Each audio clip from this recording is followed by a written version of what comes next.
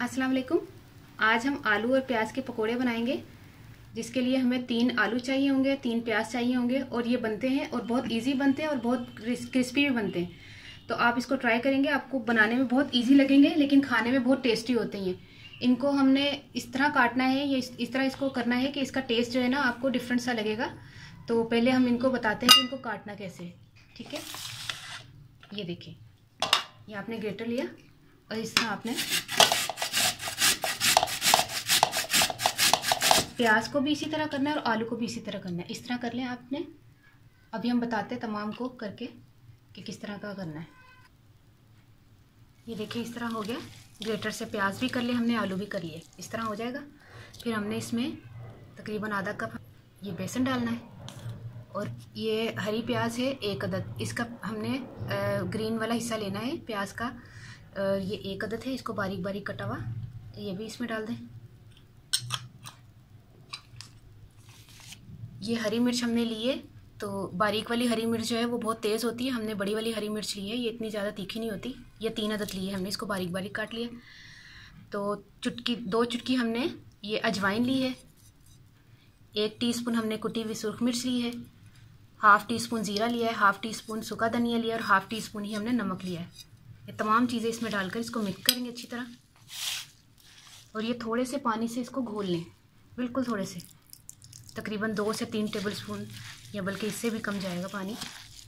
ये ज़्यादा पानी नहीं लेता क्योंकि इसमें प्याज और आलू में ऑलरेडी पानी छोड़ता है। ये प्याज और आलू, इसमें कम पानी जाएगा। इसको तकरीबन हमने 10-15 मिनट के लिए घोल के रख लेना, फिर इसको हम फ्राई करेंगे। हम शुरू करते हैं। ऑयल हमारा गर्म हो चुका है। डीप फ्राई के लिए हमने इसको लैस हो रही पकौड़े बनाते। इसको हाथों से डालिएगा।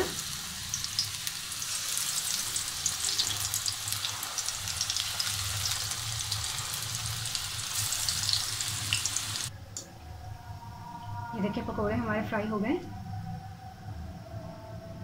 ट्राई ज़रूर किया करें, कोई भी चीज़ बनाते हैं इतनी मेहनत से आपके लिए कि आपको पसंद है, आप ट्राई ज़रूर किया कीजिए, तो बहुत मज़े के बनते हैं। ये देखिए कितने खूबसूरत है। अब हम तमाम आमेज़े को इसी तरह पकोड़े बनाकर फ्राई करके फिर लास्ट में अब आपको बताते हैं। आलू प्याज के हमारे क्रिस्पी से पकोड़े तैयार हो गए। आपने इसको ज़रूर ट्राई करना है। रमज़ान का दूसरा अशरा चल रहा है, इबादत भी हो रही होगी, इफ्तारी और सहरी में एहतमाम भी हो रहा होगा। आपने इसको ज़रूर ट्राई करना है और इसको इमली के चटनी के साथ आपने खाना है। और इमली की चटनी के साथ इसका टेस्ट ज़्यादा अच्छा लगता है। जो ओरिजिनल टेस्ट है वो इमली की चटनी के साथ ही आएगा। इसका केचप के साथ भी खा सकते हैं, अगर आपको केचप पसंद है तो आप केचप के साथ भी खाइएगा। तो ये आप पर डिपेंड करता है। अच्छा, ये बहुत इजी बनने वाली चीज़ है। इसमें ना तो हम जैसे दूसरे लोग डाल देते हैं, कभी चीनी डाल रहे हैं, जीनोमोतो डाल रहे हैं, पता नहीं कौन कौन से सॉसेस वगैरह डाल रहे हैं। ये इसका ओरिजिनल टेस्ट यही है कि इसमें यही चीज़ें डलती हैं जो मैंने यूज़ की हैं।